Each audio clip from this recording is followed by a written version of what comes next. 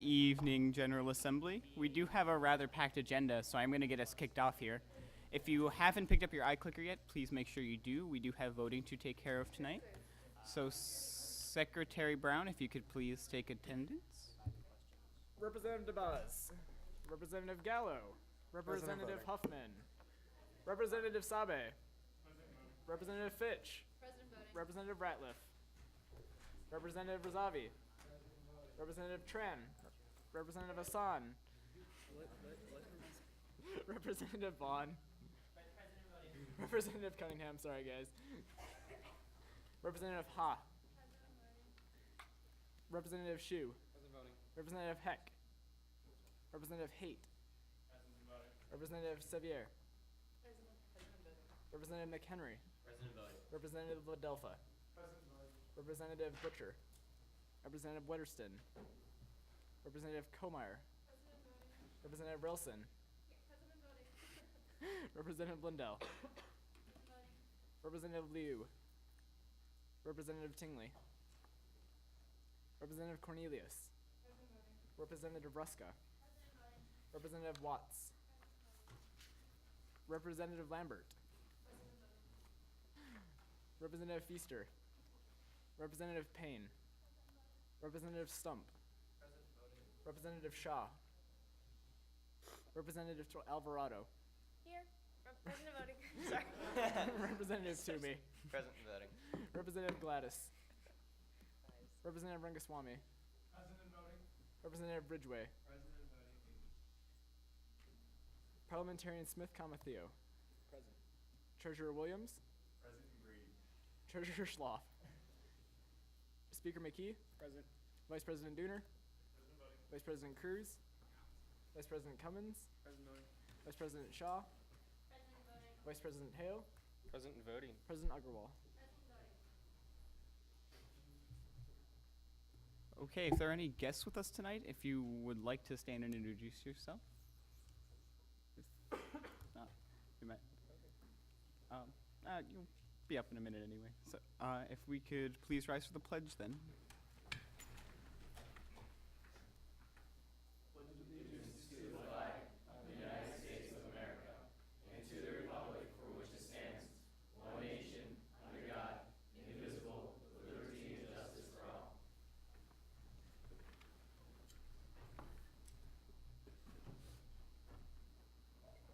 Okay, and with that, we are going to just move right into old business.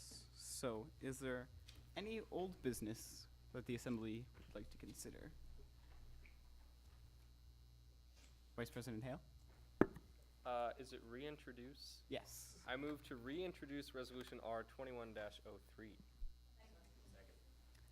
Okay, is there a member of the Student Life Committee to give us an update or a recommendation? Representative Rangaswamy? Just as a reminder, this resolution was last referred to the Student Life Committee to have them research the matter more, so now they're coming back with their recommendation for us. Hello, GA. Student Life Committee was given this resolution a few weeks ago. We discussed it twice. Our first discussion was more just to find the facts. The second time it was brought up, we came up with an idea to actually improve it. The promising idea we came up with was to make trainers and sports medicine students available to club sports and VEAL users. So we talked with the VEAL faculty regarding this. We discovered, however, that there isn't merely a money issue or a staffing issue, or there isn't really a lack of interest in VEAL's part regarding this, but under current university policy, VEAL staff cannot treat club sports athletes. The way that the athletics department ensures their sports medicine staff prohibits that staff from treating club sports members. So we have decided that if we do not wish to pass this resolution because there isn't the right insurance or resources in place to execute it. I'm open to points. Are there any points of clarification for the speaker? Okay, seeing none, thank you, Representative Rangaswamy. Now we will move into discussion on the resolution. We'll set 3 minutes for discussion for now. Are there any points for discussion? Vice President Dooner? Question to the Student Life Committee. So, in regardless of this resolution, is there a way that we can take this idea and run with it in some other way other than just the passing this resolution tonight? Yeah, to address that, currently there is an intergovernmental council that has been meeting and discussing VEAL and sports facility related issues. They include members from GSS, USG, etc. And there's actually a handful of USG members who sit on this committee, and we hope to have some sort of bill or some fruition from this committee by the end of the semester. Any other points for discussion? President Agarwal? I thought having varsity, not varsity, having sports medicine students treating of sports students was an interesting idea. Is it possible to pursue that further? So with that, sorry for not being recognized. With that, the issue is that the university's insurance can't actually, they can't insure that those students and that staff to treat non-varsity athletes.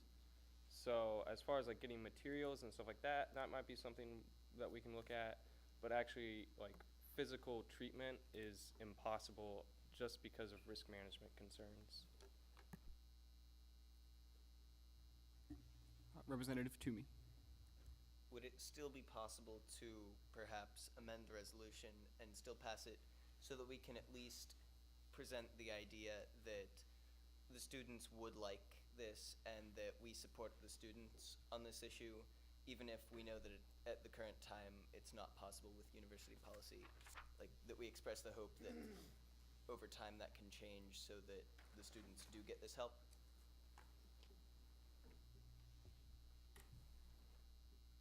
Representative DeBoss? I think that just because there is an intergovernmental committee looking at this right now, it wouldn't represent a united front on our part to pass this resolution, as well as working on separate issues over there. And that's really what we're trying to do with that committee, is to just come together and really represent that united front. With that, we've reached time for discussion. Unless there's a motion to extend, we'll move into the vote. Okay, so Parliamentarian Smith, if you can start the voting. Please vote A, yes, in favor of passing this resolution, B, no, opposed, and C, D, or E, to abstain.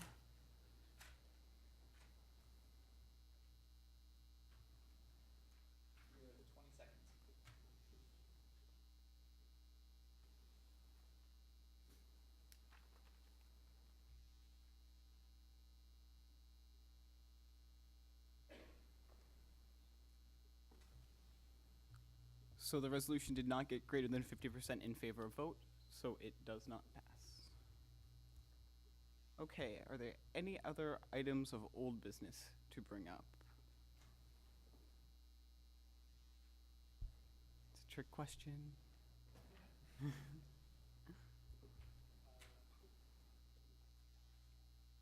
Vice President Dooner?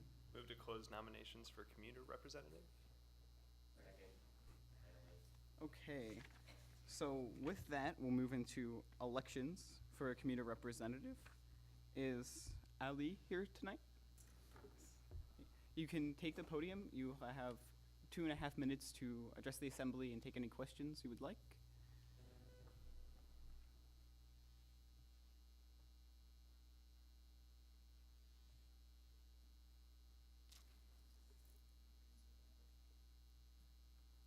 Good evening, ladies and gentlemen. My name is Ali Mahmoud, and I am running for the commuter representative. I am running because I would like to get more involved around campus, and also because I have not had an opportunity like this before. This really means a lot to me, and I believe that as a representative of USG, I can give a voice to the small but significant minority known as the commuters. Also, I have identified with the Student Life Committee as the committee I would like to get involved in. Thank you. Are there any points for the speaker? President Agarwal. What is one of the biggest issues you think that the commuters are dealing with?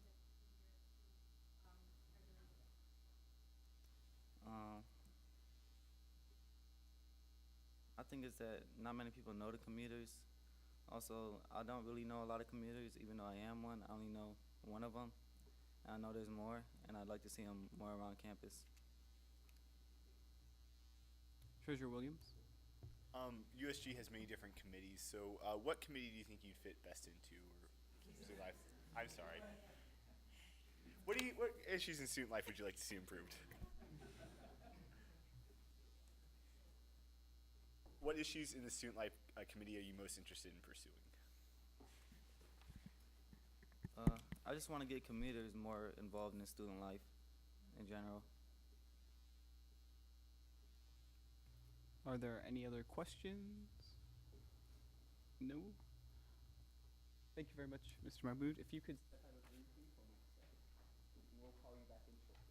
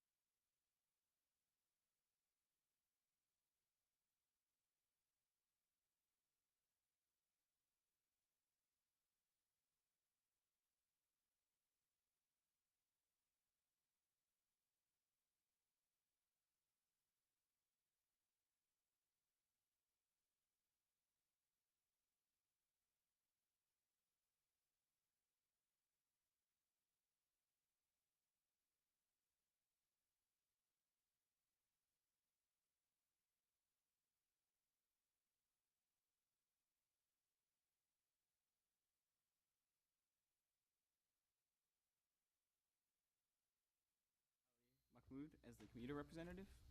B, no, opposed. And C, D, or E to abstain. He doesn't need a greater than 50% vote.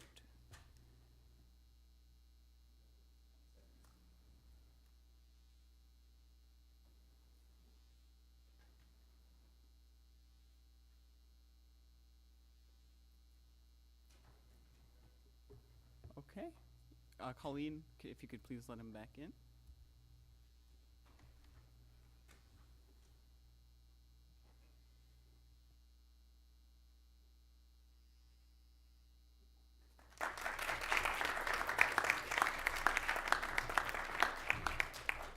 Congratulations, Representative-elect Mahmood. So, finishing off old business, are there any nominations for the Arts and Sciences representative position that is vacant? Okay, seeing none, those will remain open. Before we head into new business, we're going to take care of two quick time-sensitive reports. Vice President Cruz, are you ready to give the public relations report? Okay.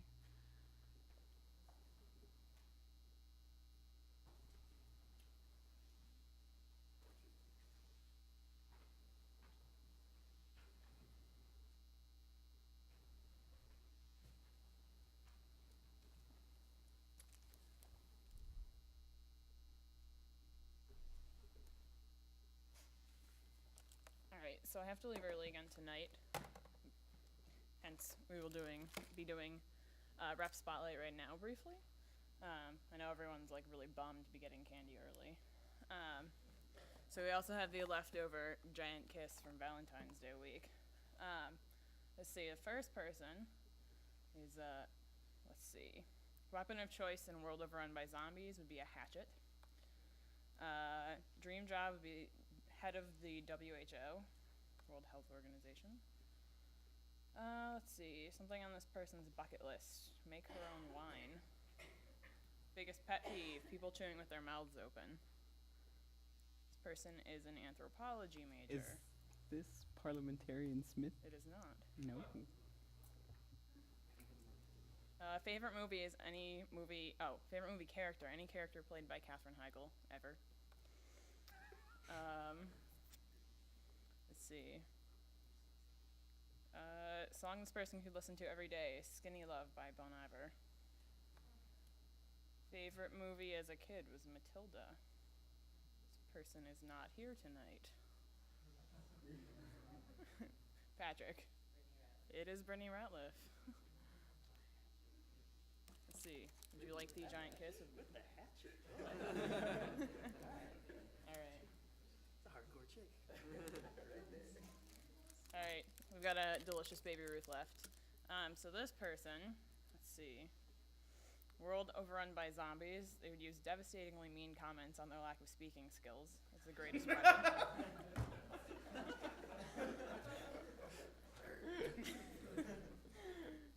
Favorite flavor of ice cream, chocolate, simple but likable. Let's see. Something on this person's bucket list is visiting Ireland or jetpacking bears. Song this person could listen to every day is Mr. Blue Sky. Celebrity crush, Liam Neeson. With $1 million, this person would do jetpacks on bears. Hence the reference, I guess. Where would this person live in history and why now is as good a time as any? Dogs or cats? This person likes kittens, specifically. This person is a sophomore. Connor? Is it Christine Denise? It is not. Levi? It is not. Colin? It is Speaker McKee. All right, Butterfinger. I'm gonna. I think we learned last year this doesn't go well when I throw things. Other than that, my board report is in the agenda, so I'm open to points. Are there any points for Vice President Cruz? Okay, seeing none, thank you. We have an update from the SSC tonight. Hello everyone, I'm back with some exciting information from the Student Sustainability Council. We earlier today we had a Twin Tuesdays co-sponsorship, which went pretty well. We raised some more awareness about Recyclemania, which has gotten better actually this year. Not so much in our results, but so much as people becoming aware of it. We're going to be trying to compete every year from now until, I don't know, hopefully forever. So as long as the competition's around. So that's basically the main project we've been working on, trying to come up with a coherent strategy for that competition, which is again February 5th till the end of March. We had some tabling in Leutner and Fribley. You guys may or may not have stopped by there to fill out some surveys for Recyclemania and the recycling program in general. So we do in fact have a recycling program. Some people didn't seem to know that. We recycle lots of stuff. We also have been doing presentations at the Faculty Senate and the Graduate Student Senate, as well as lots of other places. I think we had someone come by here too, one of the USG committee meetings. We had a rock climbing SATCO on Saturday, which is really exciting. We try to organize some extracurricular activity events on Saturdays and things like that, which I believe was full. It was a fun event from what I hear. We also had an article in the Observer last Friday. I don't know if you guys regularly read the Observer, which cleared up some questions and concerns about recycling and sustainability on campus in general and what we are trying to do, as well as our faculty and staff. And we also had our second S-Cube lecture series at the end of February.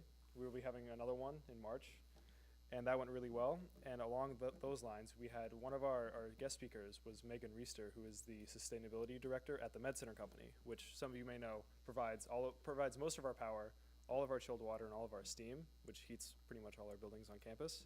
And she offered to give us a tour. So that's open to anyone who's interested at all. It's a really cool facility. They've got coal furnaces and natural gas furnaces, as well as these huge water chillers. It's pretty neat to figure out where our energy comes from, and it's right across from the Veal Garage.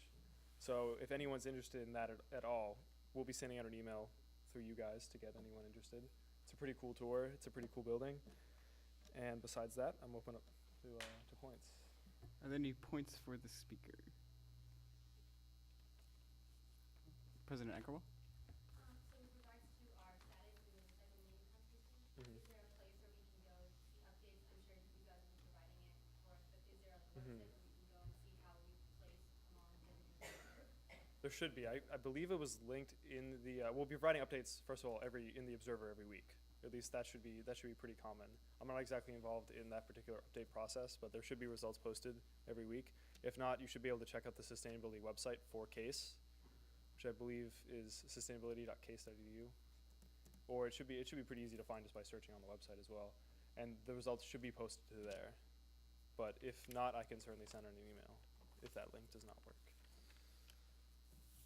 Are there any other points for the speaker? Okay, thank you very much. Thank you, guys. With that, we'll jump back into the agenda, moving into new business. Is there any new business before the assembly? Representative Toomey? Move to introduce Bill B 21-19. Second. Is there a speaker in the pro? Vice President Shaw?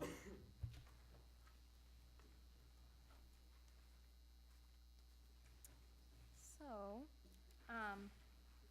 there are two groups. Do you have them up? Okay, all right. One group, my bad. There's only one group that needs to be recognized, and they're called New Abolitionists. They're an organization, and I believe, they're an organization that is about defense for students, for young students, and they promote defense mechanisms like having defense classes for like children and other in other areas such as high schools. So I am open to points. Are there any points for the speaker? Representative Rangaswamy? Hey, I'm cool with the group, but what do you mean by defense? Like defense as in like self-defense? Yes, or, okay. self-defense. All right. Pardon me. Representative Shaw? Is this by nature a community service organization? Yes, social service. Thank you. Vice President Dooner? Okay. No. Vice President Cruz? You said like defense for children or like self-defense? Yep. They like run the classes or they like, did you say something about children or did I make that up? For like for younger students, for high school students, President Agarwal? Just for some more clarification, to give an example, do you mean something like a RAD class, like rape defense, that we also sometimes have at universities? very similar to the that, yes. Security office gives us. So this organization would facilitate these classes for the organization of these classes for our students. I don't think they facilitate them. I think they promote them, and they'll have people come in to help, teach us that. And there are points of clarification for the speaker. Okay, seeing none, thank you. Is there a speaker in the con? Seeing none, we'll move into discussion. We'll set 4 minutes for discussion. Are there any points for discussion on the bill? Vice President Hale? Call to previous question. Second. Is there any dissent to closing discussion? Okay, seeing none, we'll move into the vote. Please vote now. A is yes, in favor of passing Bill B 2119. B is no, opposed. C, D, or E, all abstain. As a notation aspect on the bill, it is labeled Bill R 2119. It will be corrected to B 2119. It's just a sort of formatting error.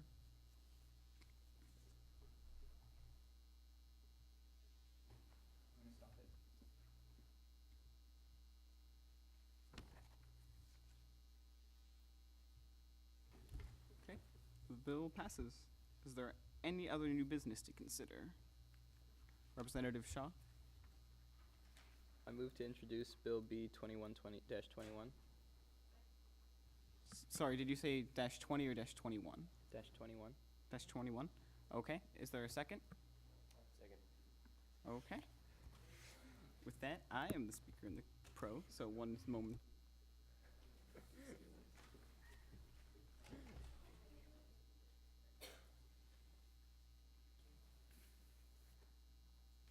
Hey everyone, switching standing positions for a moment.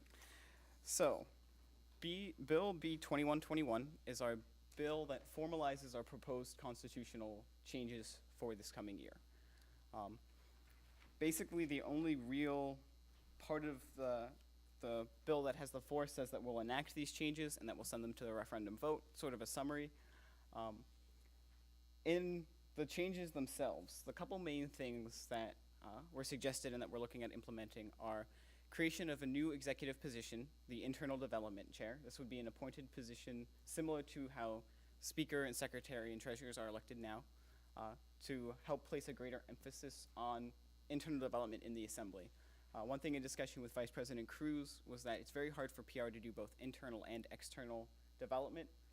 So creating an extra position will really put a high focus on development for you guys. Have another executive officer just to help with representative development.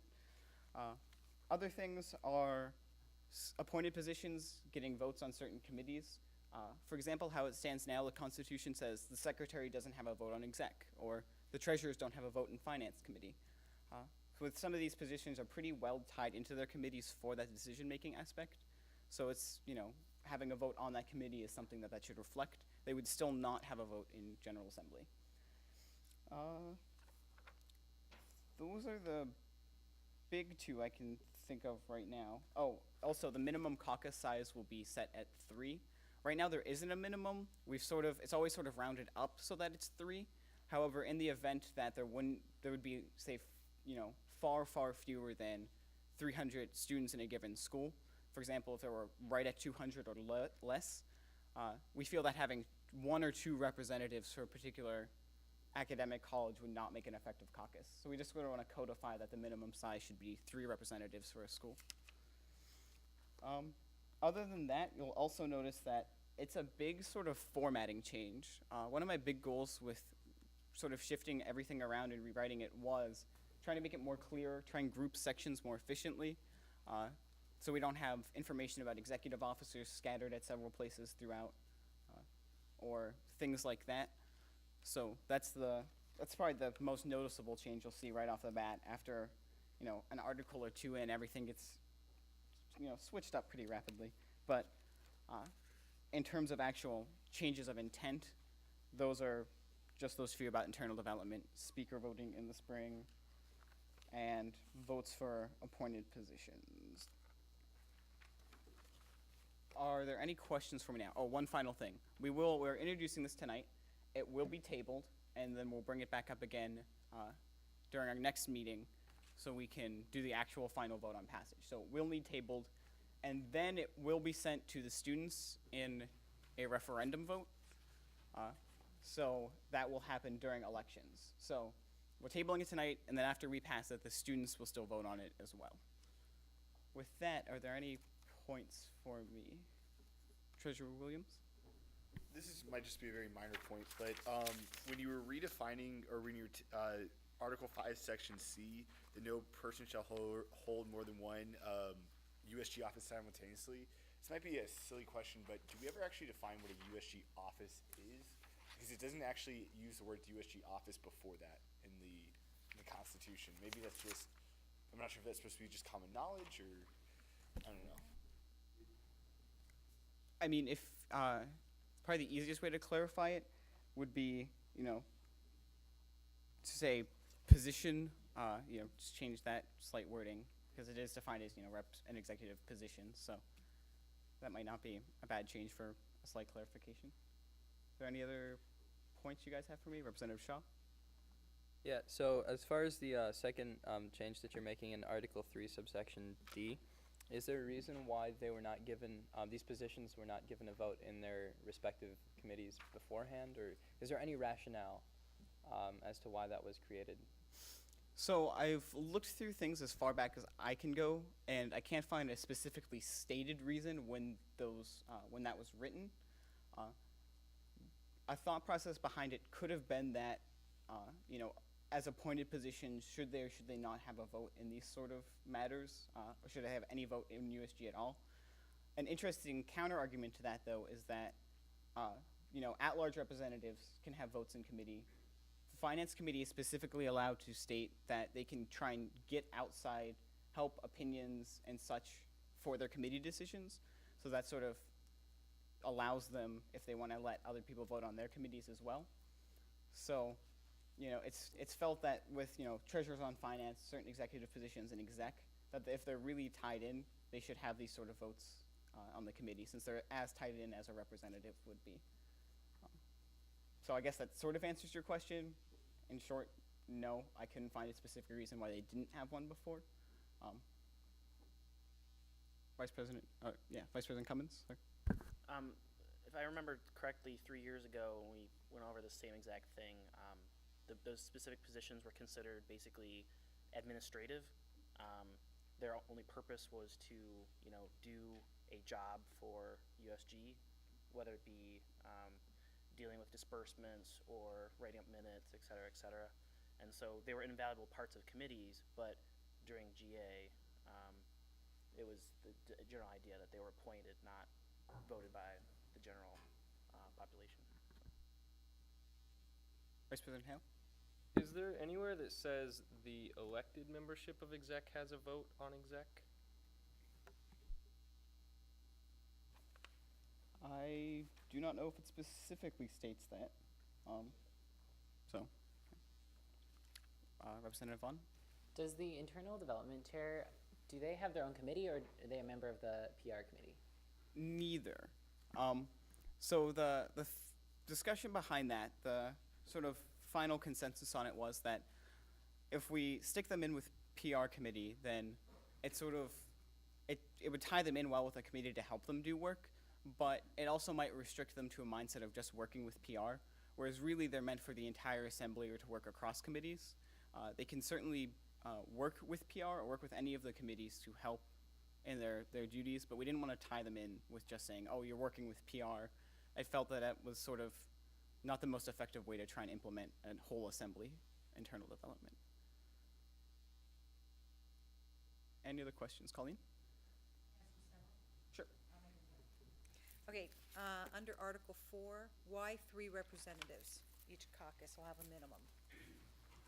So last year the discussion was sort of centered around the fact that nursing and I think Weatherhead both didn't have 300 people in them, but they had enough that we were able to round it up and say 300 is the most effective way to represent them. So it still fit in with the Constitution. But there was also a feeling that having just 2 people as a caucus really isn't an effective caucus. It's hard for those students or those representatives to program to try and reach their caucus. It was the feeling last year, at least, was that having at least 3 people sort of sets you up as at least a small group, as opposed to just 2 individuals trying to manage everything. Cool, thanks. Okay. Under Article 5, never mind, covered. Okay. Under Section G, under Article 5. Yep. Speakers can be elected in the spring.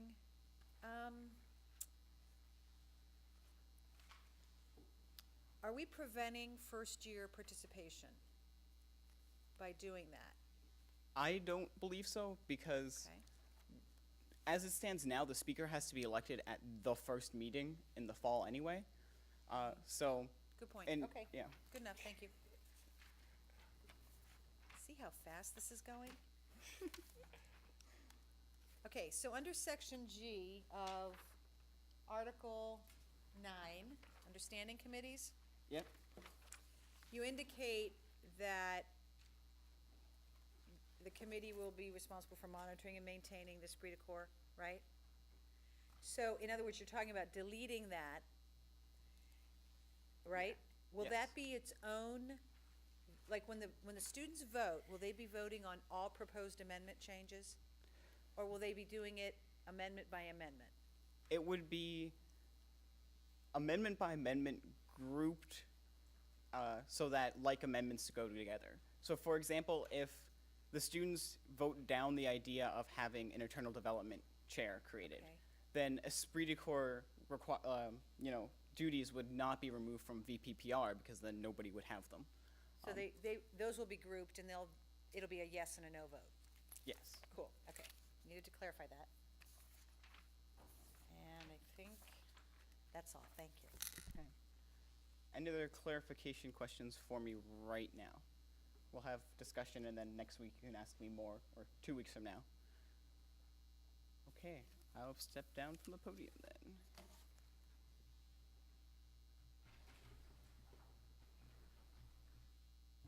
And I'm back again. So we'll move into discussion for right now. We'll set 5 minutes for discussion tonight. If there's any discussion on any part of the proposed changes or the bill as well, since that's what we are passing, or will eventually pass. Are there any points for discussion this evening? Vice President Dooner. Do we in here, I mean, we mentioned there's an ID chair. Do we mention what that entails? Sillily enough, no. That was one thing when I was when I moved the document out of its sort of my sandbox for it and moved it into the official letterhead for you. This was that I didn't actually remember to copy that part over. So one thing that I will be doing in this sort of down week for next time is putting up that section. It would be in Article 3, would probably go somewhere between sections E and G. Would be a short description saying that the internal development chair will be responsible for the morale upkeep of the assembly. I'll work on wording, unless somebody has wording that they love and would want to do tonight. I'll work on wording over the break and bring that up for next time. Any other points for tonight? Vice President Hale. But they shall be, in Section D of Article 3, giving appointed positions a vote on exec. Troubles me a little bit, just because it's always been my impression that the way committees run is sort of at the discretion of their chair. And so, being that it's never been said before that anyone has a vote on exec, it just seems strange to suddenly give appointed positions a vote on exec. Part of that is that right now certain positions are specifically denied a vote on exec. So to sort of flip that, specifically, saying that they will have that vote, especially since they're defined as otherwise like non-voting members in assembly. I wanted to make it clear that while they're non-voting in assembly, it's also clear that they can vote in, say, executive committee. To clarify, they're explicitly in exec declined a vote, not just declined a vote in the assembly? No, they're granted a vote in exec. No. Currently, in the current constitution, it says somewhere that these members shall not vote in exec or something. Yes, and it says that for, I know, the secretary. I don't remember exactly the other positions. So. I could help.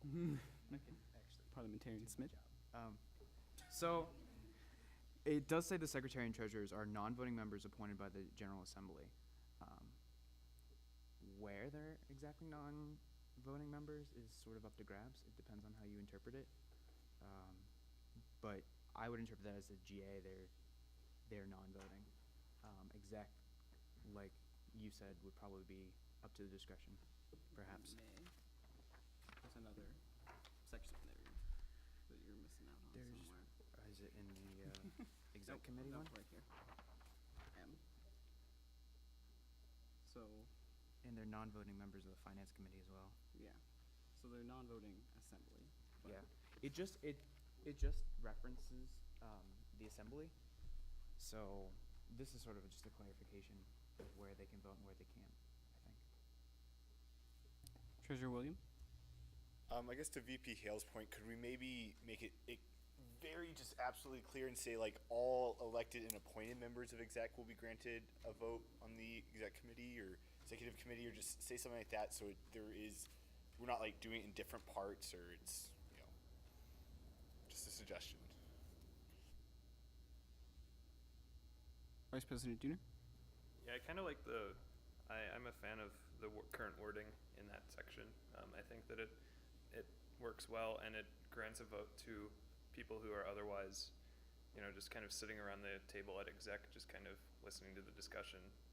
I think they have good insights, and I'm glad they would get a vote with this amendment. Vice President Cruz?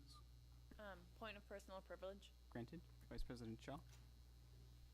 So, I'm a little bit confused. What does this mean for the finance committee, since we have two treasurers on the committee? Does it mean that since they're appointed, they cannot make a vote, or it's up to my discretion? It would still be up to your discretion. It says that they, they shall have a vote on these other committees, for their positions. So, ultimately, it would still be up to you, but it's saying that they're allowed to have this vote now, as opposed to previously where it's specified that they could not have that sort of vote. Colleen? Of muddying the water. There's also statements in the Constitution that say that in the event the Assembly is in non-session, that the exec votes on all concerns, or something. It says something. It's certainly not that bad, but my concern is that at that point then, those appointed positions who are not elected by the students will have power to vote for the students. Do you understand? So is that a problem? Can I interject? Please. It says that they are allowed to act, but any actions must be reported and approved at the first meeting by the General Assembly. So if there's an act that GA doesn't feel represents them, they're fully in their power to. It could be completely too late, though. I'm just trying to throw all of the scenarios out there, and I don't care either way. I think it's been discussed and debated a million times. So this is a great thing for you guys to wrestle with. And it always comes down to that the executive meeting is like the other standing committee meetings where they vote. It's the discretion of the chair. So it's always the discretion of the president who decides what, and I've never worked with a president who didn't give a full board a vote. So I'm just saying that if you confirm this in your Constitution, then when they are voting for the students, they will get a vote for the students. Do you understand what my concern is? Yes, but I will counter one point. Specifically right now, they're denied a vote on committee. So it wouldn't be up to the president or the vice president to say, hey, sure, yeah, you can, It says they're a non-voting member of executive board. Non-voting member of, I know the treasurers on finance are specifically non-voting. It says of the executive board. Yes, Section B under Article 6, 7, under committees, executive officers, and appointed positions, it does state that each shall have a vote on the executive committee with the exception of the treasurers and the secretary. I see, you're right. That is the old Article 7. That's the current, Sorry, guys. current version. Correct, gotcha. Vice President Hale? So what is the rationale against just removing that and then versus adding this like very strong positively worded statement? I mean, the discussion was that these members should have these votes on the committees. Certainly, if you would like to change that to they may, or it may be left up to the discretion of the committee chair, you can do so. But the preliminary discussions between myself, judicial board members, certain members of the assembly was that they should be allowed to have this vote. Representative Shaw? Could I advise the author of this bill, when revising for the ID position, that he also consider changing this discussed section to include parts about the discretion of the chair's the committee's chair, the committee's chair's discretion, and also a statement about USG not being in a state of non-session. There is a clause covering USG being unable to meet. Yes, but I meant specifically in relation to these specific positions voting in a state of non-session. So they could have a vote at the discretion of the chair, except in cases when USG can't meet? Exactly, yes. Okay. Yes. Thank you.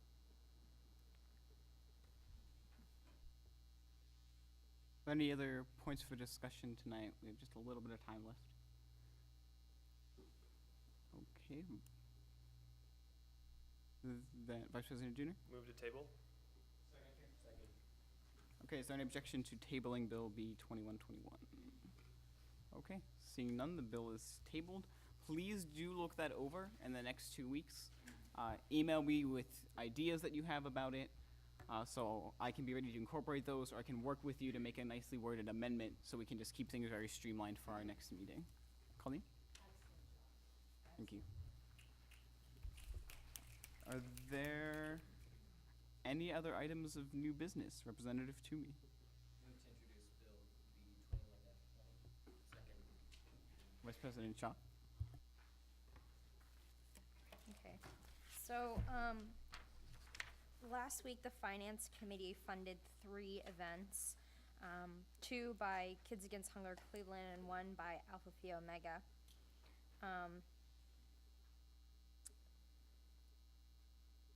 Alpha Phi Omega had their 20th anniversary event, and they were requesting $1,000 for food, which they already received about $750 during mass funding. I think everyone was there whenever we had received this request last semester.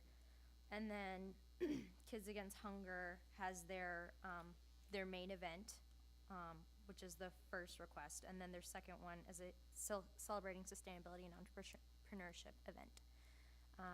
I am open to points. President Eckerwell. Do you have any background information about what equipment that they purchased for $500? I will defer that to Representative Swami. The equipment includes various sealers that are used to seal the food, various just assembly line equipment, packaging kind of equipment, etc. So as a follow-up, once this equipment was purchased, who is storing them? Where are they stored? What is the future of this equipment? Yes, currently we're in discussion with Vic. He is the manager of the storage facilities in the Lincoln Garage, which is behind Veal, and he will be assisting us in having all the equipment stored there for sure to facilitate the packing event, and hopefully into the future to keep it there for future packing events. Are there any other points of clarification for the speaker? Okay, seeing none, thank you, Vice President Shaw. We'll move into discussion. We'll set 4 minutes for discussion. Are there any points?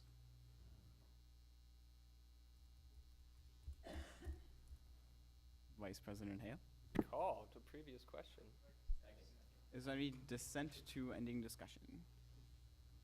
Okay, seeing none, we'll move into the vote. Please vote A, yes, to pass Bill B 21-20. B, no opposed. C, D, and E, all abstain. Gonna go to 15 seconds.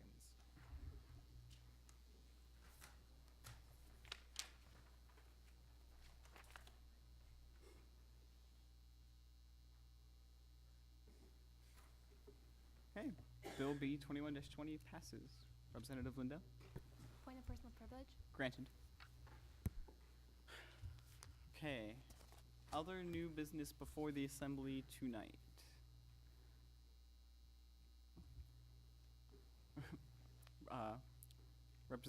Representative Sabe. Move to introduce door security. Is there a second? Vice President Hill, I believe you are leading this discussion, or President Agarwal? President Agarwal?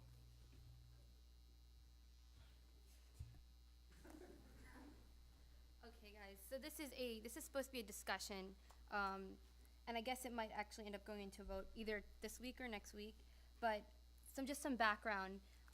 You've seen this door security business even since last semester. So exec discussed it briefly, but we never actually ended up deciding on it because we had so many considerations and other business did come up. But I wanted to bring it back because we are very concerned about safety of our office, not only our equipment, but the people in that office. Just by virtue of the fact that we are on that first floor, we get a lot of traffic from not only students, but community members who kind of just saunter in. We don't have the luxury of having our office in the basement where people generally don't go unless they want to visit UPB or media board.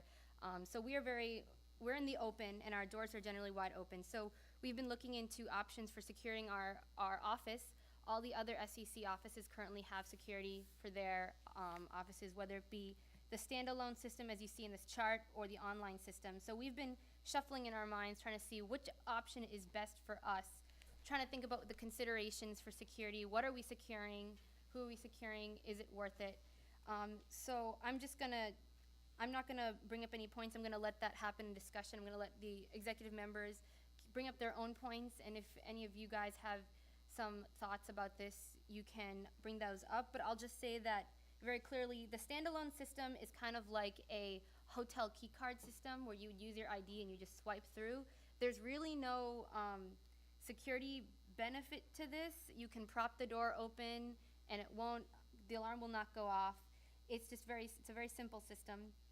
Another point of consideration is adding or deleting names to the system, so who can access it. Anytime we want to add somebody, that would involve paying a $35 fee just to have the service person come out and add the names. And it can be one name or 1,000 names. It doesn't matter. It's a flat $35 to have that person come out and add names.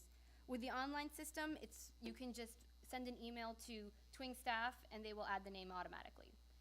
There's no charge for that. And the online system is more secure. You can set it up for certain times where we can allow the door to be open, and then after a certain time, it'll start to alarm, it'll start to buzz, and if it's not acted upon, then security will come out and see what the situation is.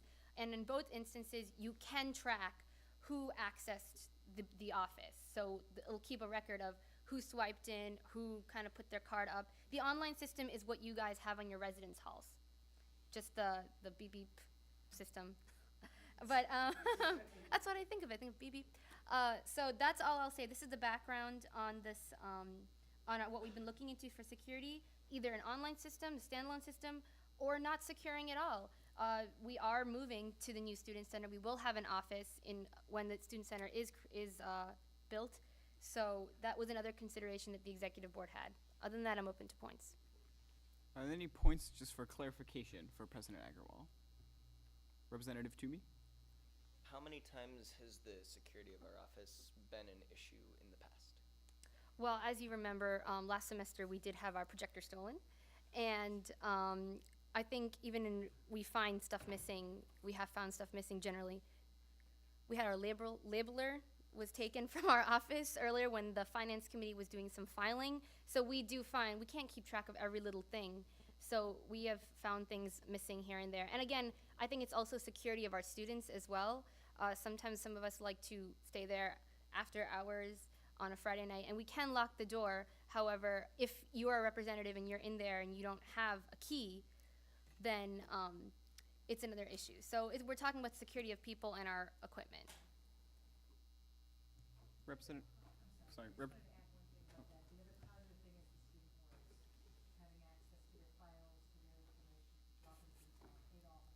And another point to that is that student orgs also stored their stuff in our office. So if their stuff gets taken, it's kind of on us as well. So we're not only securing our own things, but the items that student organizations store in our office. Representative Kamai, do you still have a point? Okay. Representative Shaw? Yeah, so I was wondering about, I know that a lot of students use the USG office to study during the day and also in the evening sometimes between, what used to be committee meetings. Will that still be an option for those students that choose to use that area as a quiet study place? So right now, we have our policy in the office being open is business hours, so 9 to 5. And the office should be closed at 5 p.m. unless an executive member opens it after hours, at which point the last executive member must close the office. But again, there may not be someone in that office after 5 p.m. And we don't have a system where Twing staff will close the office ultimately at midnight, but who knows what could happen between 5 p.m. and midnight if there is no executive officer. So ideally, we're looking for a system where we can just shut the door at 5 p.m. and then anybody can have access, who we have granted access will be able to do so very simply with either system. So right now we are only allowed to issue keys to executive members. And the thought is that potentially we could give all representatives key card access after 5 p.m., but that's another issue that the executive board has been turning over. Vice President Junior? That's for now. Representative Sabe? So what happens when we do move to the new University Center? That system just stays at that room, right? Okay. Unless the building staff decides to take it off. For example, the standalone system, you can remove that very easily from a door. However, the online system requires electricity to be fed through there, so that might be a little bit more complicated to remove, if at all. But the standalone system can be taken off, but that's up to the building staff to decide what they want to do once we are out of there. And I know this is long term, but when we have our room in the new center, would we have to deal with this kind of thing again, or is there going to be a new system there? I am not sure. I'm assuming that it's in the plans for them to be putting security automatically on all these offices. However, I do not know that information. Representative Lee? Additional cost for when we're in the new student center?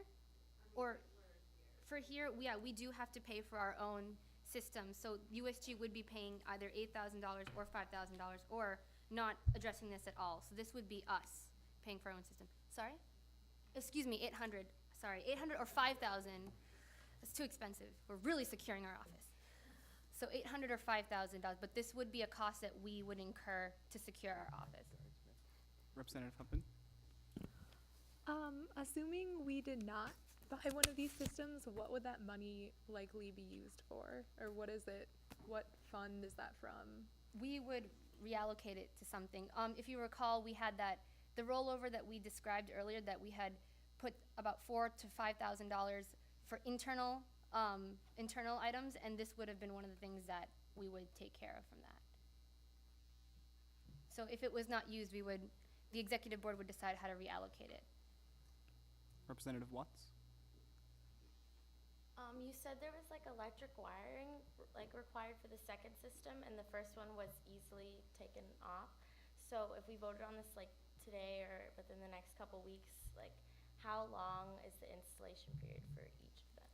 So would that happen this year or next? Oh yeah, they can start immediately. This installation would be done basically by on-campus staff, maintenance people. So I would just have to email Casey Medley and Twing staff, and she would have someone come out there. So this can be done very, very quickly. Obviously, the online system would take a little bit longer because of the wiring, but I'm sure they would work as quickly as possible because they know that office is used frequently. Representative Ranagoswamy? How many full semesters will we be having before we move to the new student center? So if we're on time with the building of the student centers in Fair. 2014, I would say that's four semesters. So 4 or 5 we'd either be semesters. investing, assuming we're on time, 5,000 for 4 semesters or 800 for 4 semesters. Is that a fair thing to say? As long as we're in Twing, this is what we're investing for. Thank you. Representative Feaster? So, if I'm understanding this correctly, if we do go with the more expensive system, just hypothetically, would that almost completely deplete our budget for like internal funding? We do have exec discretionary money, which we can put for internal. We have so many line items on our internal budget, so we would be able to cover our office supplies and whatnot. So this is like extra money that we have put aside for internal things, and the executive board had considered that we would be doing door security. So we have covered our bases for everything else. Representative Shaw? So I'm not sure if this is a question that you can give a solid answer to, but like if we were to get the online system for $5,000, would the amount of material that we would be protecting be worth that much? I mean, I think it's important to secure an office and the people in the office. I think what you should be considering instead is the ease of accessibility with either system. One is actually, it's easier to add names, and the other one is a little bit more difficult to add names. So I think security, you should always secure an office, but who should be given access? Who should, during what times can you have the office open? Those are the things that we might want to consider. And with which system is it easier to address those considerations? Sure. That's how the executive board, I think, has been looking at this situation. So I was just keeping in mind that there was the third option of not having a system at all. There is. Representative Zhu, do you still have a point? Or Point of personal privilege? Granted. Representative Ladelfa? I was just curious if you know this. How frequently do you have to add names to, or like if for people that, how frequently do you think you would need to have add names to get access to the office? If we went with the standalone system, do you think that that'd be something that we would need to do frequently or not as So much? it's hard to tell, right? Because if we were to grant access to all student org presidents and treasurers, if their leadership were to turn over mid-semester, we would have to take off that old president's name. That's the issue that we're having, where we can't rely on the leadership of organizations to be sustained through the whole semester. And we feel that because they are storing their materials in their office, they should have access to our printer, because they've got a print code to file disbursements, that at least the presidents and the treasurers should have access to the office during extended periods of time. Granted. Representative Ranagoswamy? So looking into like providing future value for the university, do you know by any chance, like this is obviously going to be there after we move to the new student center. So what kind of groups do you think would then have access to this? Because if we do go with the 5,000 system, I can also see this providing some value for some other sort of group or club or organization. I'm not exactly sure how that would work out, but I am curious because, I mean, I used the word 4 terms before, but then I kind of realized, wait a minute, it's not just, USG on this campus. There's going to be other groups. Well, the issue there is I don't know what the future of that office is after we leave. Okay, thank you. Representative Gallo? Do you just have like a rough estimate of how much we, like in materials or equipment we have lost? Like, past few years?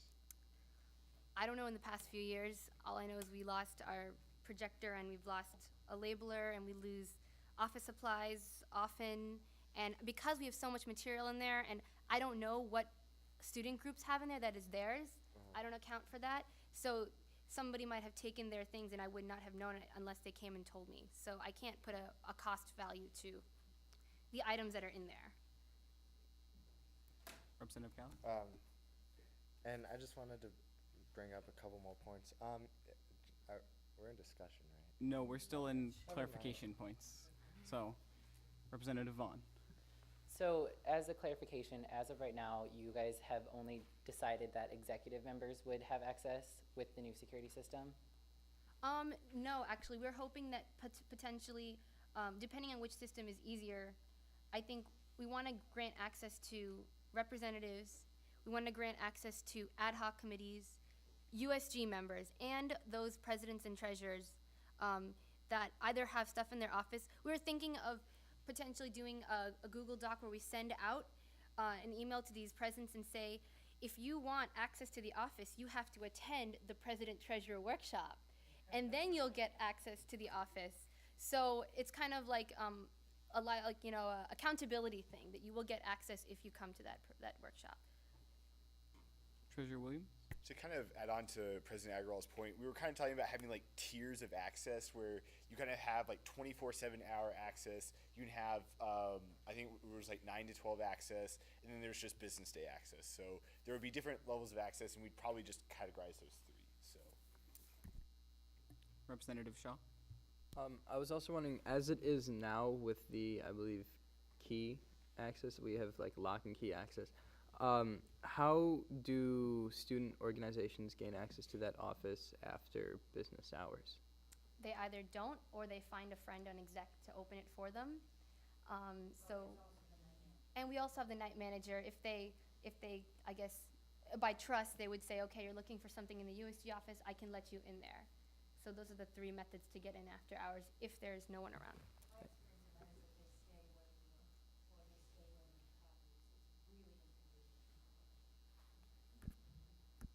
Is there any other points for clarification for President Agarwal? Representative Saab? So, if it's like 3 o'clock and nobody's in the office, we're closing the door? Or what's the plan? No, Like, are the we keeping it office will be until 5? open from 9 to 5 business hours. Okay, no And then the door should be closed at 5 p.m. officially, unless there's an executive member in there who can say, I'm in here still, I'll lock it as soon as I leave. So it's really dependent on exec after 5 p.m. and then midnight, Twing staff will close it. Any other points for clarification? Okay, seeing none, thank you, President Agrawal. So we'll move into discussion now on the door security systems. I'm gonna set 6 minutes for discussion for right now. Representative Toomey. I think that we should go with at least some form of security because that will greatly increase the ease of access for everyone that uses the office, as well as protecting the valuables within. So within that, I think that just on a cost basis, the standalone system would be more effective because we're not going to be like adding IDs every week. So I don't think that the cost to add the IDs would rack up all too much. So personally, I believe the standalone system would be better. Representative Stump.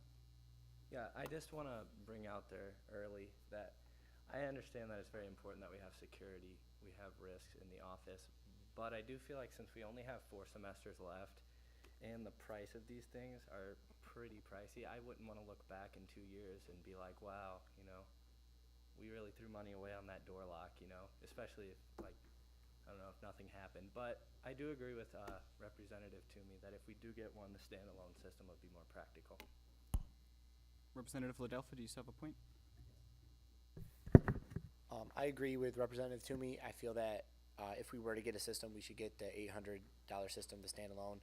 I feel that if prior to implementing this, we have a policy in place for who gets card access, and there's a meeting, as they referenced earlier, then that could make it so that we would not have to have this $35 fee to add IDs to it. Representative Sabe? I think we could just fix it like every semester we'll update the system, and if for some reason a president or treasurer switches out, then they won't have access after business hours for the rest of the semester. But I don't think that's such a big deal. I mean, they'll still be able to access whatever they need access from 9 to 5, and so it would cost for the 4 years less than $150 to update everything, and I think it would be a better use of our money. Secretary Brown? Just on a quick note for you guys, if you run the numbers, we can change the lock on the standalone system 120 times before it equals the cost of the online system. So that is 30 times a semester for the next 4 semesters if we're on time. So just keep that in mind while you guys are going. Vice President Junior, do you still have a point? I don't know. I guess I sort of have a vision for how this goes, and I don't know if anyone else agrees with it or whatever, but it sort of involves, since we have 100 and some student groups, and even the General Assembly seems to change about every week, you know, plus or minus 1 person. There could be a lot of changing involved here.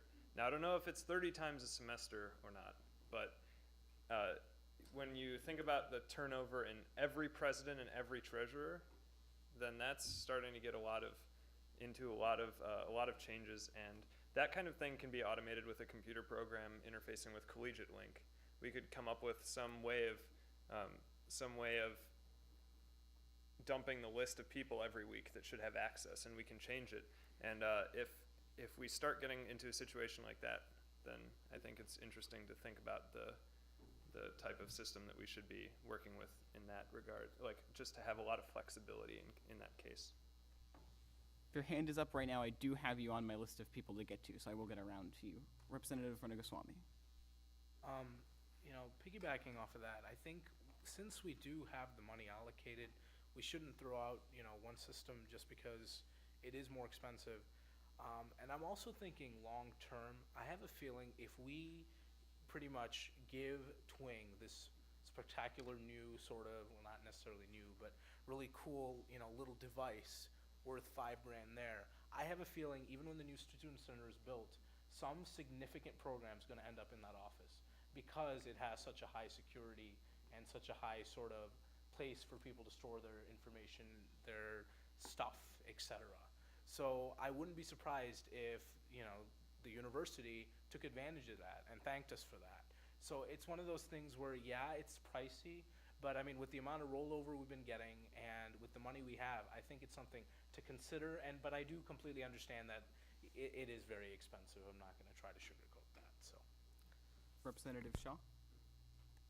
So I think the way that we should approach this is very akin to what Representative Toomey talked about. Is like, what's the need here?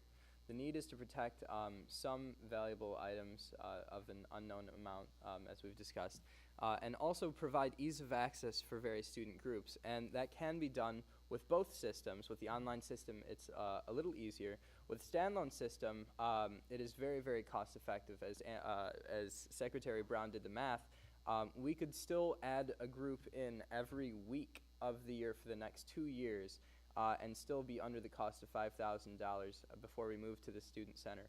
I'd like to point out in response to Vice President Dooner's comment that we can still, even if there are numbers of groups that need to change, and if that had to be done every week, they would be added in groups of names. I believe the committee report shows that the names could be added or taken away in groups. That's all. Thank you. So we have reached time for discussion right now.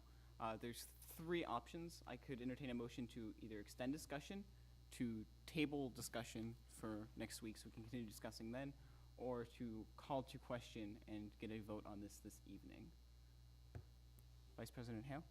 I move to table this discussion. For a second?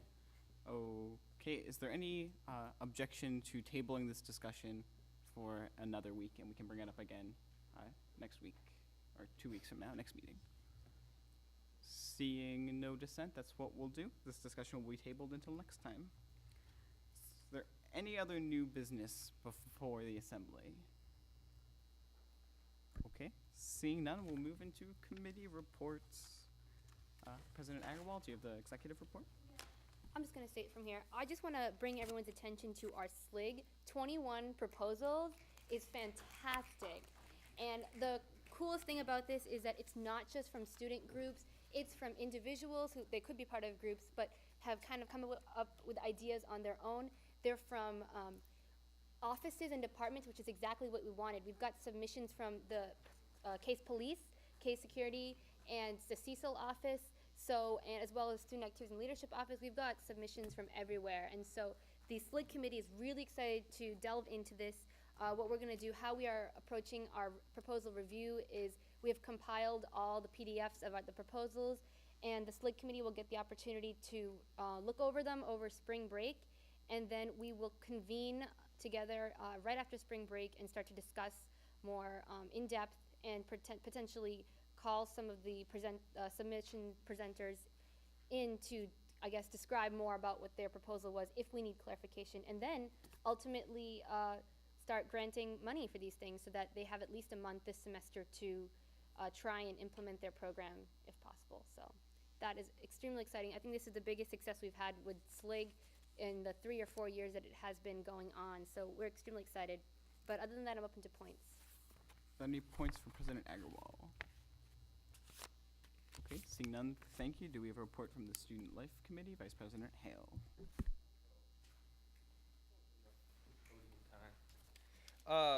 Real quick, Patrick sent you all a memo that the committee has been working on, and I just wanted to reinforce it's not going to be, it doesn't have, the way it's written now, it doesn't have to be approved by GA, so we're not going to put it in front of you and discuss it here in this meeting. So if you do have objections or concerns about it, be sure to send them back to Patrick after reading it in the email. So it's FYI, it's not going to be right in front of you, so if you do want to learn more about it and stuff, you need to do it by contacting Patrick through that email. Other than that, I will call your attention to the intergovernmental committee points in the agenda. If you have any questions, I'd be happy to answer them now. Are there any points for Vice President Hale? Representative Rennick-Salmi? I know the Intergovernmental Committee is going to be creating resolutions in regards to athletics. Do you have an approximate time of when we could possibly see drafts? The current timeline is a meeting to draft that resolution. The first time is for the end of March. It'll come back to the whole Intergovernmental Committee on VO, whatever you want to call it, After that, so probably the first week of April, if it meets with great success there, we'll be passing it at the end of April. So it'll be in our last couple GA meetings. Or not passing it. We'll be seeing it in the last couple meetings. Any other points for President Hill? Granted. Okay. I was hoping that was a point for me. Do we have a report from the Finance Committee? Vice President Shaw.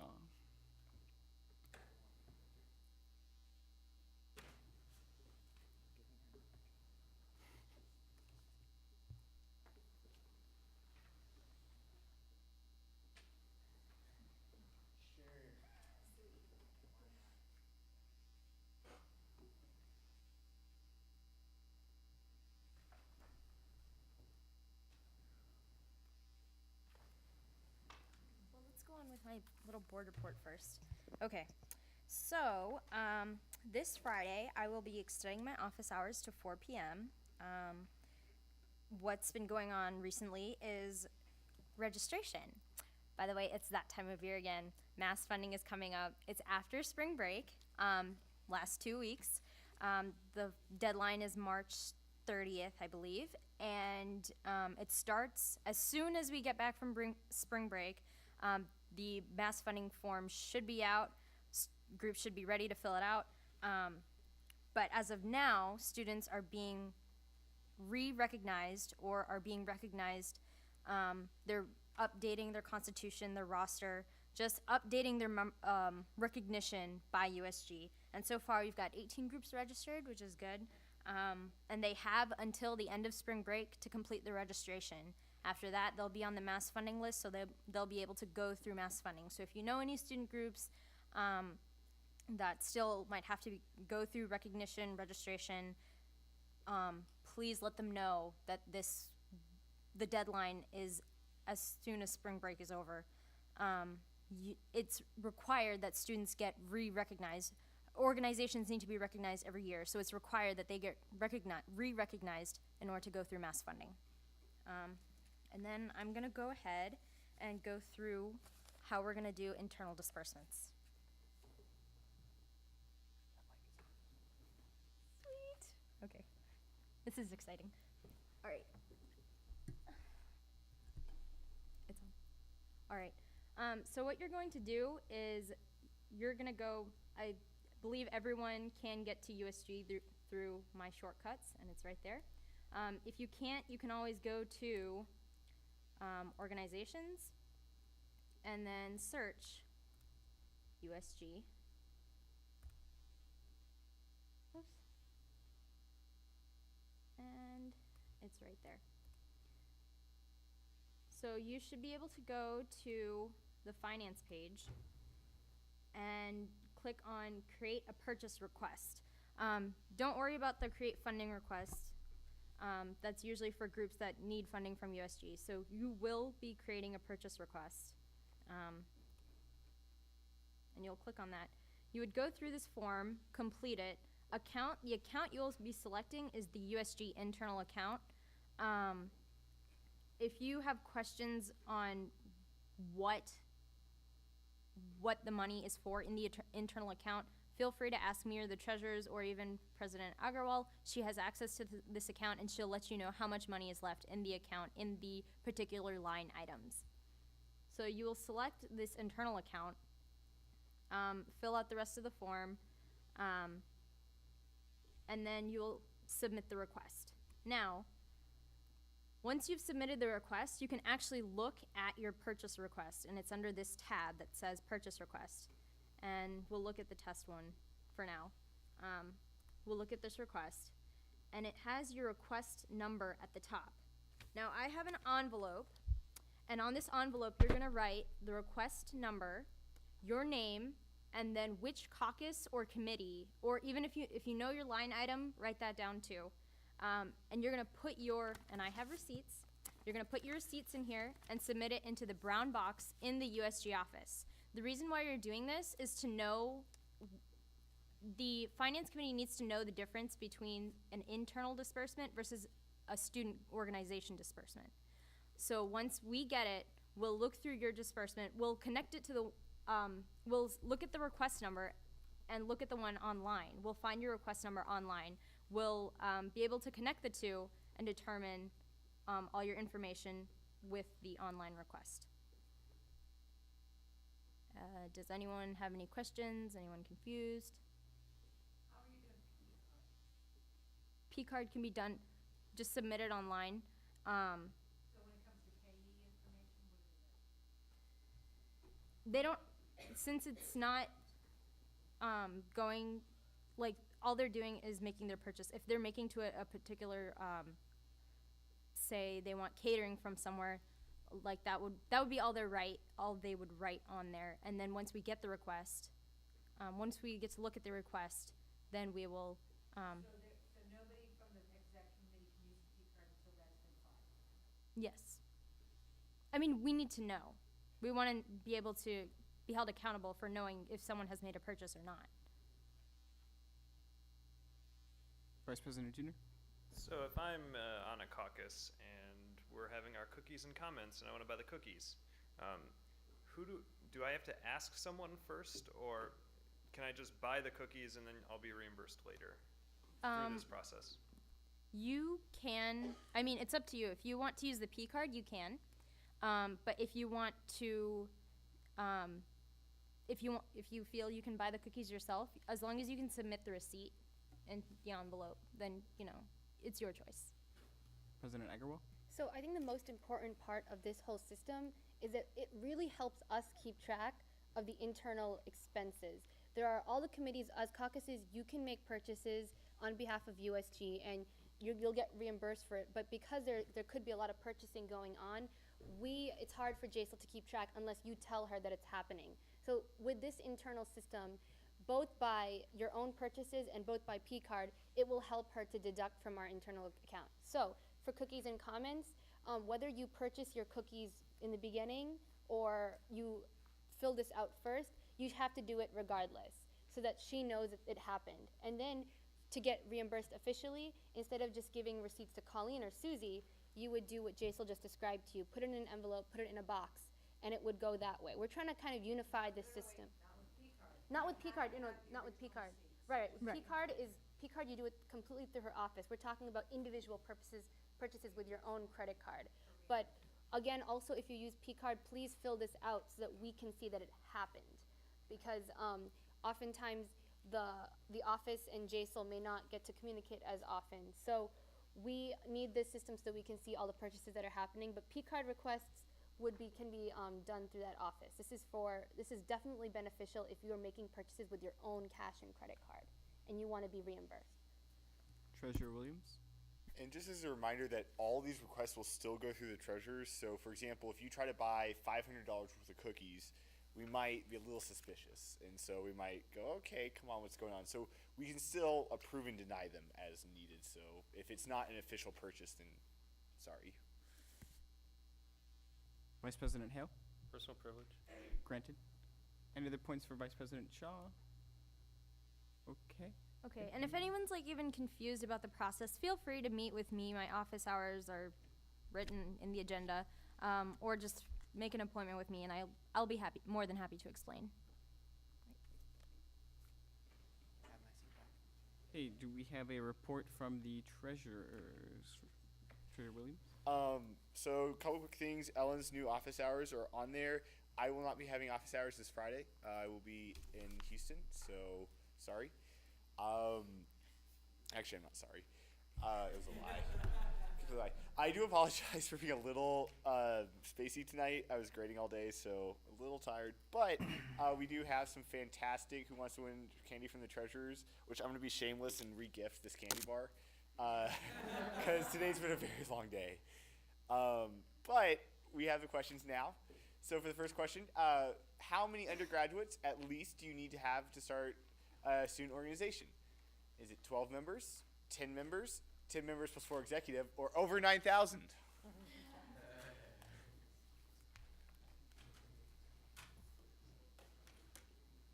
I'm going to go to 23 seconds. What? Yes, it's D.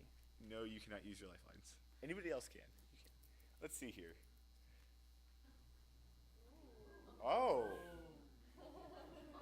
Whoever chose E, you owe me candy, first off. Second, D is not correct.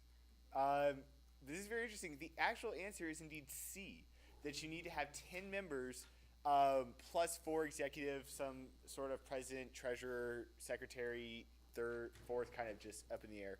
So, and then for the next question. What needs to appear on a credit card receipt or confirmation email if you purchase something online? Do you need to have last 4 digits of your credit card, all digits of your credit card, the 7-digit case ID, or a note from Harold informing you that your package has arrived? And of course, E is still.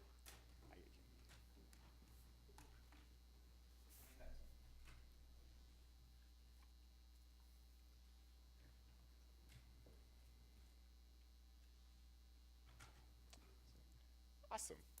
The answer is indeed, you do need to have the last 4 digits of your credit card number.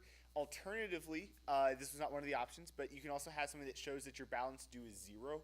Simply having an invoice that says like your grand total is $39.73 will not cut it. We actually need to see that you paid it in some form. So if you got both questions correct, please raise your hand. Wow. Tonight's lucky number is going to be number 14. So if your clicker is... Wow. You win paper. Congratulations. Just as a final note, although we won't be electing treasurers until the very last General Assembly, I believe, if you're interested at all, please come talk to either Eleanor or I during office hours. Come see how disbursements are done, because you're going to be doing a whole lot of them. So you might want to know what you're getting yourself into kind of in the meantime. So, Any points for our treasurers? Vice President Cho? Also, Theo and I will be we'll be going over the student organization handbook sometime soon. So if you guys have any suggestions on what should be in the handbook or in the funding bylaws, then, feel free to, let me or any of the treasurers know. Thank you.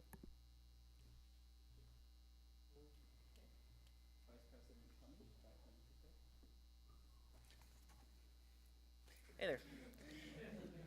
In addition to my report, another big thing that's going through the fescue committees are a requirement that would have at the end of your second year, or a certain amount of credits. What the exact wording isn't exact in stone yet, but at the end of your second year, you would have to declare a major.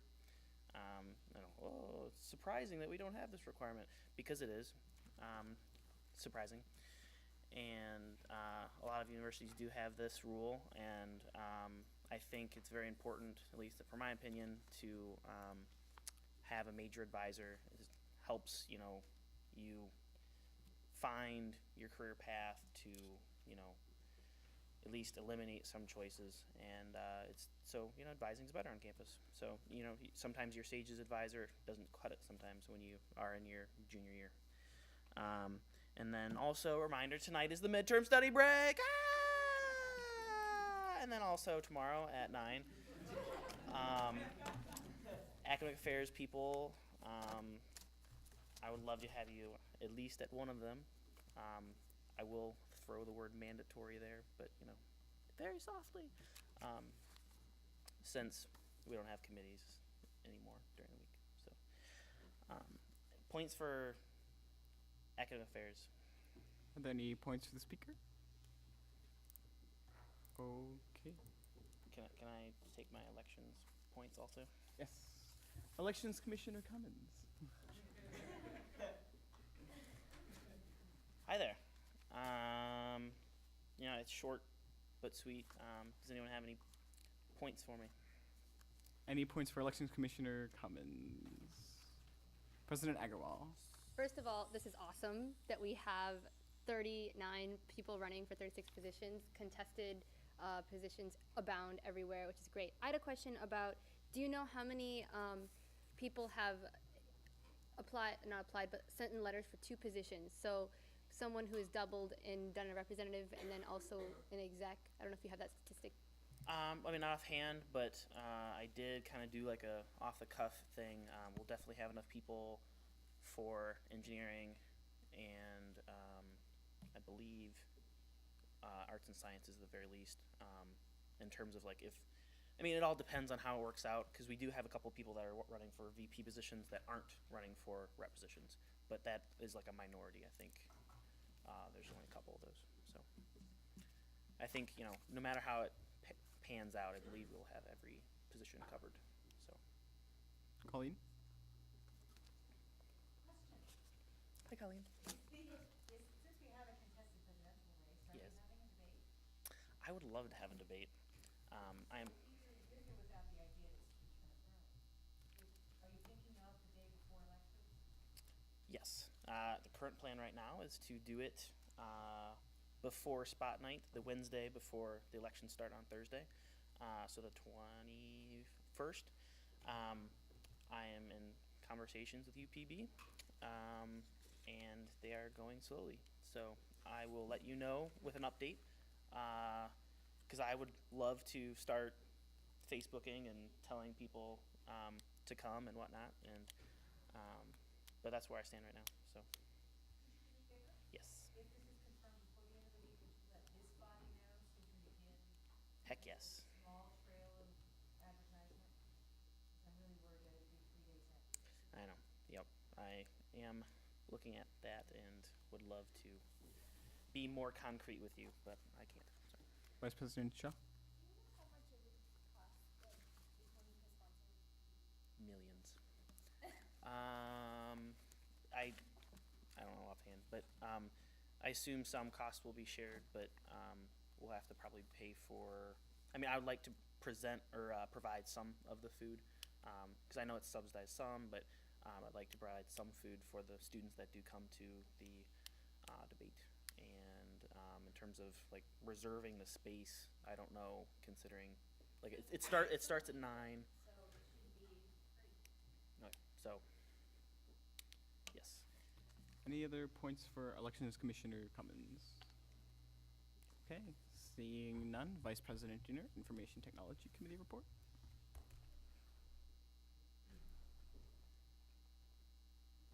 Hey everyone, this is where I brag about IT committee for a little bit. So last night in the impending expiration of the Print to Hear program this summer and its inevitable replacement with another program, IT committee last night held a student printing summit where we invited a bunch of administrators to the USG office, and we had 6 IT committee members, 3 ITS employees, 2 RHA folks, 2 sustainability council members, the director of printing services, and someone from Graduate Student Senate. So we had a pretty wide swath of the university here, and we gave a nice PowerPoint on what a new printing service should look like for students. Some of our points were that it should be sustainable, it should be flexible and mobile for students on the go, and it should most importantly be reliable. I don't know how that one made it on there, but yeah, we had a good time last night. It went really well, and so hopefully we'll be engaged in future talks on the future of printing. That's pretty much what I've got for IT committee. Just one final note: you saw Herald on the slides.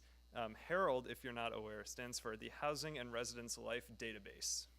Just a fun tip. I'm open to points. Are there any points for Vice President Dünner? Cool. Okay, seeing none, thank you. Thanks. Parliamentarian Smith, would you like to give any update? So I officially have office hours. Come visit me. It's lonely. They're Mondays from 12:30 to 1:30. So feel free to email me though if you have any questions. I check that pretty regularly. Also, I'm introducing the parliamentarian proverb. Excuse me, proverb. It's been a long day. Proverb for my board report because Matt did his pointers, but I like proverbs better. So think about it. It's in there. I'm not going to read it for you because you can read it and contemplate it. Let it change your life somehow.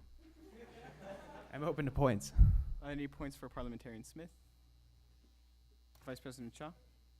You won't be alone in the office because I'm there 12:30 to 2:30. Okay. Seeing none others, my office hours are printed. Feel free to email me if you want to talk. We have our elections commissioner update already done. Do we have any caucus reports? Representative Cornelius? USNA's had their open forum on last Friday on thoughts about labs for nursing. The students' concerns and suggestions are being compiled and will be presented to the BSN directors. And next month's open forum is about reflections on clinicals. Are there any points for the nursing caucus? Seeing none, are there any other caucuses that would like to make a report? Okay, we have none. I believe we have a Relay for Life committee update. Representative Ladelfa? So yeah, Relay for Life is April 21st. Mark your calendars. Our USG team is actually not doing very well. We don't have many people signed up online. So I will send an email to the GA tonight with the link. Please sign up. You don't have to donate online. You can do it at the event or you can do it online. But please sign up. We definitely want to show that we care and that we're going to have a lot of people there. And also we will send out information when we have a date for the Celebrity Bake Sale, our fundraiser that we are planning to do.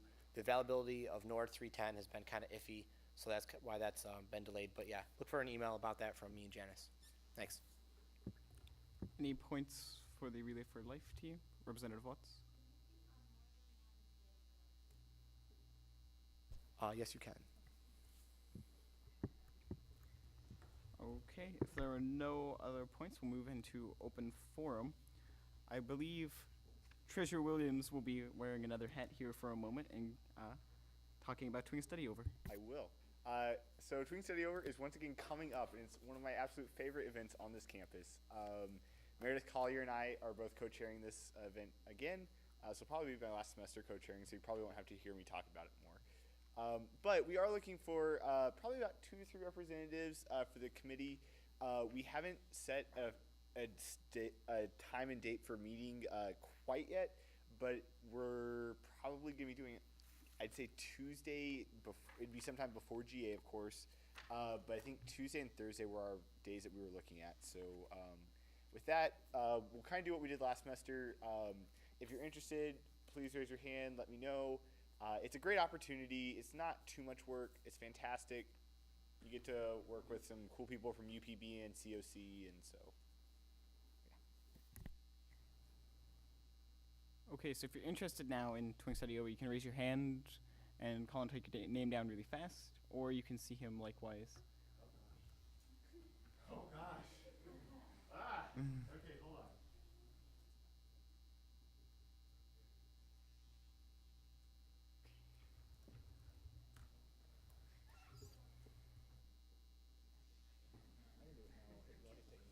Okay, while Colin is taking names, we're going to move into the feedback report. So, Secretary Brown.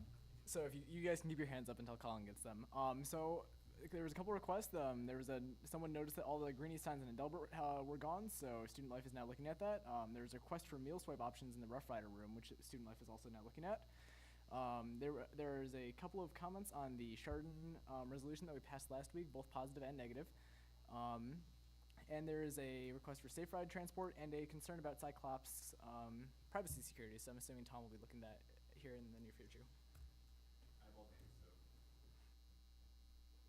Okay, are there any other points for open forum that anybody would like to discuss before the assembly? Reminder that this is not announcement section, this is just for discussions. Parliamentarian Smith? Going off the Chardon thing, I did get a couple of responses from staff here at Case who were listed in the resolution, and they loved it. It was all positive, and if you want to see the exact emails, let me know. I can sort of send them out maybe. It's really confusing. There's a lot of text, but they loved it. So good job, guys, especially VP Dooner and VP Cruz. Proud of you. Representative Gallo? So after we had our little treasurer thing, I clicked 10 members because I thought I remembered reading that somewhere. So I'm just wondering, Article 5, Section F, initial membership states you need to provide the names of at least 10 non-graduating undergraduate students paying the student activities fee, as well as confirmation of their participation in the group, but it doesn't say anything about 4 executive positions. So I feel like I deserve some candy. I'm gonna defer to Jaisal. It has been up for discretion. I mean, there's nothing solid about that, but it has been up to discretion, and in the couple years that I've been the finance committee, that's what we've been going by. So that's one of the reasons why I'm calling a meeting to go over the student handbook to make some clarifications. Representative Toomey? Quick question for Andrew. What was the negative comment about our Chardon resolution? Just a second to pull that back up. I'm not gonna read it. President Agarwal? So I think the issue with the resolution, the student had said that she thought it was a little bit too impersonal, that this was a resolution and not a letter, and that at times in certain circumstances it's more appropriate to write a letter as opposed to being formalized instead of doing writing a resolution. And she thought that was too impersonal, too serious, and it would not be something that the principal of Chardon High School would like to see, because it's too formal. So this is what she had expressed, and I'm in the process of responding to her, and it's something to consider, that in the future, in circumstances like this, is it more appropriate to write a letter or put it in a resolution? I did also mention to her that when we sent the letter, we accompanied it with a kind of a cover email that said that this is the purpose of the resolution, this is why we did this. But it is something to consider in the future. Should we continue to write resolutions in circumstances like this, or be finding other means to express support? Representative Sabe? I actually personally heard a similar comment from a friend of mine that, like, this is kind of it was not a good thing to pass, like a resolution form. So I think that's something to consider. Maybe a letter would be more appropriate. Are there any other points for discussion for open forum? Okay, seeing none, we have our advisor's report. Colleen, anything? Good luck the rest of this week. Have an amazing break. If you're going somewhere warm, keep it to yourself. Just kidding. Have a great break. Okay, and with that, we'll move into announcements. I'm going to steal the floor really fast first as a reminder. Look over the Constitution over the next 2 weeks. Be in communication with me about it if you have any concerns or want help writing amendments to make them sound nice. Also, Parliamentarian Smith will be working on the bylaws over break as well over the next few weeks. So if you're interested in those, especially like, say, funding, make sure you're in contact with him and Vice President Shaw for specific funding concerns, such like that. Other announcements, Vice President Shaw. I am so sorry. I should have made this in my announcement, but I just realized a whole bunch of things. Okay, so we have $8,569.47 in our rolling funding account, which means, well, that doesn't mean anything, but it will mean that students need to make the last day for rolling funding will be before mass funding ends. So that is March 29th, I believe. So if there are any groups that you know that are planning events and they don't have money for it and they need money for it, make sure that they submit their request within the next 2 weeks. If we have a large number, then the Finance Committee will consider doing rolling funding after mass funding.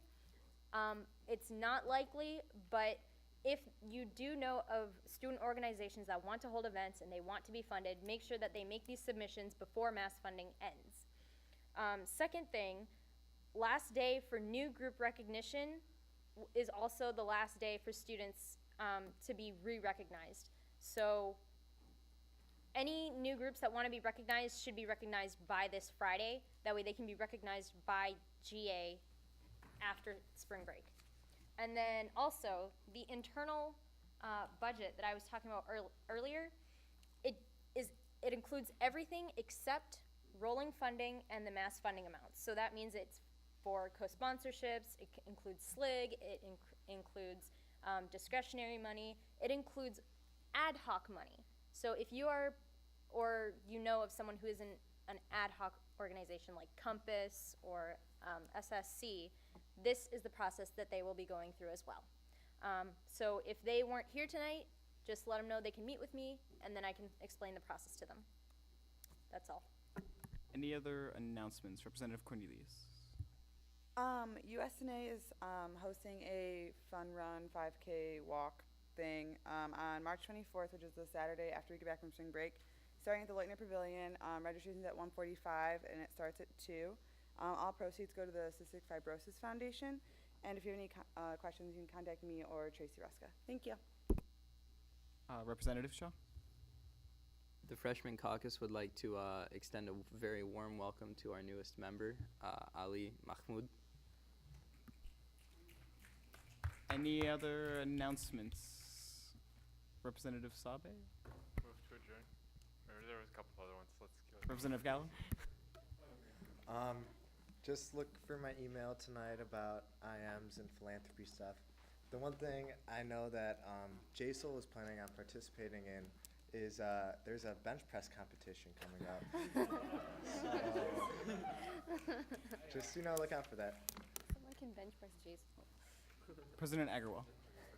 I just want to thank everyone for sticking with us for this long meeting. We had a lot of business this evening, and thanks for sticking with us and being participating and making great comments and suggestions. I also would like to wish everyone good luck with the rest of the week and have a very restful spring break. Don't even think about, well, I'll probably still be sending emails, but just think about not school and just relax. Okay, move to adjourn. Is there any objection? We are adjourned.